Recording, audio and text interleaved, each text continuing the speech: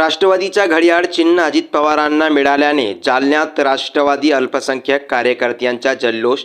राष्ट्रवादी अजित पवार गटाला घड्याळ चिन्ह मिळाल्याबाबत गांधी चमन येथील राष्ट्रवादी कार्यालयावर फटाक्याची आतषबाजी करत व पेढे भरवून जल्लोष साजरा करण्यात आला। यावेळी राष्ट्रवादी अल्पसंख्याक विभागाचे जिल्हाध्यक्ष शाह आलम खान, राष्ट्रवादी शहर अध्यक्ष अनवर मिर्जा, ओबीसी सेलचे प्रदेश सचिव अब्दुल हफीज कुरैशी, फिरोज खान, जहीर बिल्डर, सलमान पठान, अंसार शेख, फैयाज बागवान, सैयद आरिफ यांच्यासह आदींची उपस्थिती होती। राष्ट्रीय नेता आदरणीय अजीत दादा पवार साहब ने आज से बहुत दिन पहले 21 तारीख को एक मिलावा हुआ था आदरणीय पवार साहब की अध्यक्षता में।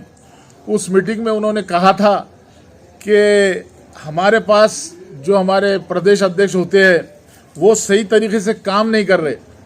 अगर वो काम सही तरीके से करते थे तो बंगाल में ममता बनर्जी अपने बलबूते पे राजकारण करके चीफ मिनिस्टर बनते, उसी तरीके से आदरणीय मायावती यूपी में अब काम करके चीफ मिनिस्टर बनते। तो हमारे आदरणीय पवार साहब का भी यही ख्याल था, आदरणीय अजीत दादा साहब का, कि अगर अच्छी तरीके से महाराष्ट्र में काम होगा तो सरकार हमारी राष्ट्रवादी की रहेंगी और चीफ मिनिस्टर हमारे आदरणीय दादा ही बनेंगे।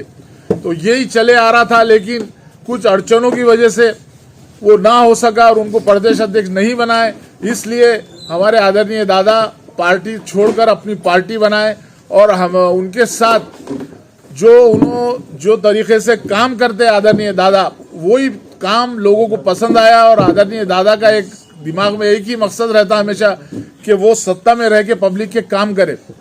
तो आज उनके साथ पूरे आमदार, ये लोकशाही की जीत है। लोकशाही उसी को कहते हैं, अगर आपके पास 10 वोट है और मेरे पास 12 वोट है तो मैं जीत जाता हूं। तो इसी तरीके से आदरणीय दादा के पास ज्यादा आमदार थे, उसी बिना पर आयोग ने भी, और जो भी अगर कानूनी जो भी कार्रवाई होती है तो उसमें यही होता है कि ये जो जीत है लोकशाही की जीत है। अजीत दादा के पास ज्यादा आमदार थे, इसीलिए चिन्ह भी हमें मिला और राष्ट्रवादी पार्टी आज हमारे साथ है। हमारे नेता अजीत दादा की जीत हुई, हमारे सुनील तटकरे साहब की जीत हुई, हमारी राष्ट्रवादी की जीत हुई। और जो हमारे सब मिलके हमेशा बताते थे एक ही वादा अजीत दादा, एक ही वादा अजीत दादा, इस तरीके से हमारी जीत हुई।